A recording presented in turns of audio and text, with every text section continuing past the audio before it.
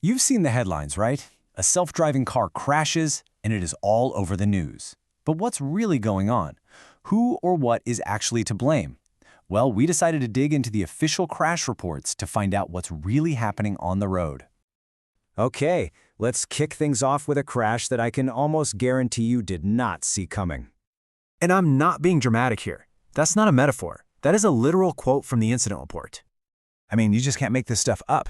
Out of all the serious incidents we looked at, this one in Austin seems like a total slam dunk, right? Clearly Waymo's fault. But here's the twist. It had absolutely nothing to do with the self-driving software. It was just a straight-up mechanical failure. So this totally bizarre incident really gets to the heart of what we're talking about today. Is the AI at fault? The hardware? Or is there something else going on? To even begin to answer that, we've got to wrap our heads around just how much these cars are actually driving. 96 million miles. Just let that sink in for a second. That is a huge amount of data. It's like driving around the entire planet almost 4,000 times. So yeah, that gives us a really solid baseline to start comparing Waymo's driving to, well, us. And here's the number that really matters. In the same areas, Waymo estimates that human drivers like you and me would have had about 159 crashes bad enough to set off an airbag. And Waymo's fleet? Just 34. That's a 79% reduction, according to them. When you look at crashes that actually cause injuries, that number jumps to an 80% reduction. Now, full disclosure, these are Waymo's own numbers, and while experts generally agree their methods are solid, it's always smart to take company stats with a little grain of salt. So, let's put those big, flashy numbers to one side for a minute.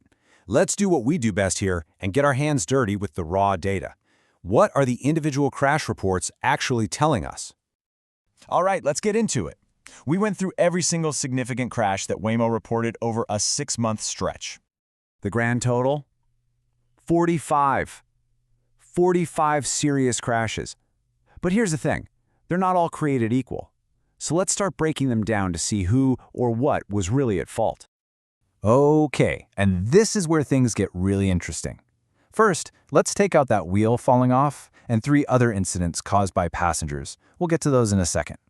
That leaves us with 41 crashes that came down to a driving decision. And get this. In 37 of those 41 cases, the blame falls squarely on the other driver, the human. And when you look closer, a really clear pattern starts to show up.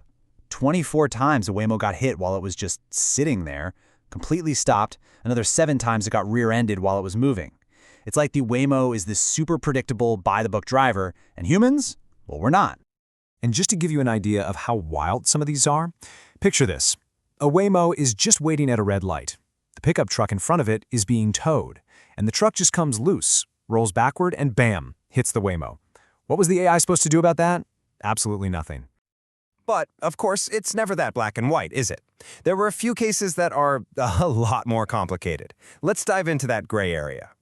Because when you're out on the road, fault isn't always a simple 100-0 split. Sometimes both drivers could have maybe done something a little differently.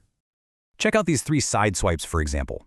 In all of them, the Waymo stopped to give another vehicle more room on a tight street. But you could argue its positioning wasn't perfect, and maybe that contributed to the crash. Yeah, the other driver still hit the Waymo, but it makes you wonder, could the AI have been even more defensive? Could it have picked a better spot to wait? And then we have my favorite one, the most fascinating case of them all. A Waymo sees a cat run out and slams on the brakes. It actually still hits the cat. Don't worry, the cat ran away, but that sudden stop caused a multi-car pileup behind it. So the AI made a choice, try to save the cat, which resulted in a bigger accident. A human driver might have made the exact same call, or maybe not. It's just a perfect example of these impossible, split-second moral choices we're asking these computers to make. All right, finally, let's talk about a few crashes where the AI's driving had nothing to do with it, because the problem wasn't the car's brain, it was the person sitting in the back seat. So 3 of the 45 serious crashes were what are called dooring incidents. I'm sure you know what this is. It's when a passenger just swings their door open right into the path of a cyclist or someone on a scooter. Not good. Here's the thing, though. The Waymo cars actually have a safe exit feature. It makes a noise, it gives a warning on the screen if it sees a cyclist coming.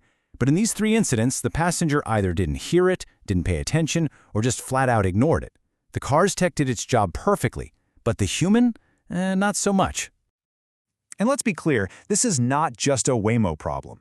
Dooring is a massive issue for anyone on two wheels, and it's a huge challenge for every single ride-hailing service out there. You've got cars stopping everywhere to let people out. It's really more of a system-wide problem. So what's the big takeaway here? When you actually ignore the headlines and dig into the real data, a very clear picture starts to form. The Waymo AI is, by all accounts, an incredibly careful, defensive driver.